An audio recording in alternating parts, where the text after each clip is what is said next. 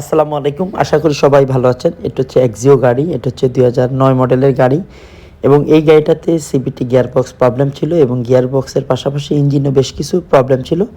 That's why CBT gearbox এবং engine assembly আমরা ফুল replace করলাম।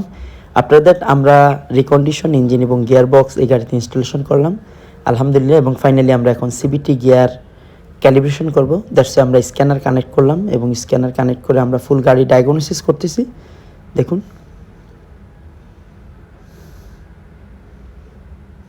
আমরা হেলথ রিপোর্টে ঢুকলাম। সো আমরা যখন স্ক্যান করব আমরা হেলথ রিপোর্টে ঢুকে নিব। এতে দেখা যাবে আমাদের প্রত্যেকটা সিস্টেম কানেক্টেড হবে এবং কোনো প্রবলেম থাকলে সেগুলো বের হয়ে আসবে।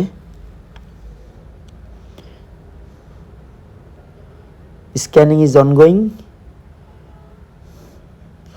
ওকে, অলরাইট। বেশ কিছু প্রবলেম রয়েছে, আমরা সেগুলো আগে দেখব যে অ্যাকচুয়াল প্রবলেম কি। এখানে বেশ কিছু কোড রয়েছে প্রত্যেকটা সিস্টেমে। Need to B clean or code should be erased.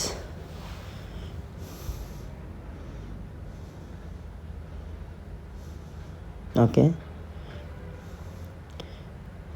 দেখুন, যেহেতু আমরা রিকন্ডিশন গিয়ারবক্স এবং ইঞ্জিন অ্যাসেম্বলি এখানে আমরা করলাম, দ্যাটস ওয়াই আমরা অবশ্যই আমাদের সিভিটি অয়েলকে ক্যালিব্রেশন করে নিব, যেহেতু এটা দীর্ঘদিন পরে ছিল পোর্টে।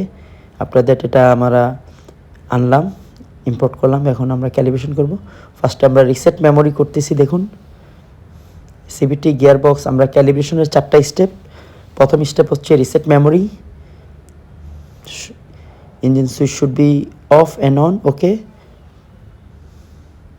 আলহামদুলিল্লাহ আমরা জি সেন্সর করলাম। এখন ডিক্লারেশন সেন্সরে চলে যাব।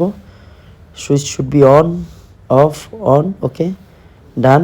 এখন আমরা যাব সিভিটি ফ্লুইড লার্নিংয়ে। That is the final steps. Okay, আমরা ইঞ্জিন স্টার্ট দিব এখন। ওকে,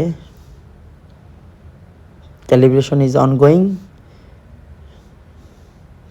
আমরা দেখবেন যখনই এই ক্যালিব্রেশনটা দিব সিভিটি ফ্লুইড লার্ন, তখন আরপিএমটা হাই হয়ে যায়। ওকে, ক্যালিব্রেশন ডান আলহামদুলিল্লাহ।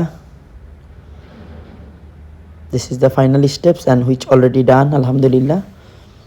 ওকে, আমরা একটু সামনের অংশটা দেখাবো যে রিকন্ডিশন ইঞ্জিনটা। দেখুন, ফুল ইঞ্জিন এবং গিয়ারবক্স। ওকে, দেখুন আলহামদুলিল্লাহ ফুল ইঞ্জিন এবং গিয়ারবক্স, এবং এটা হচ্ছে পুরাতনটা which already damaged. Alright, engine এবং গিয়ারবক্স পোষণ। ধন্যবাদ সবাইকে, থ্যাংক ইউ, বাই বাই।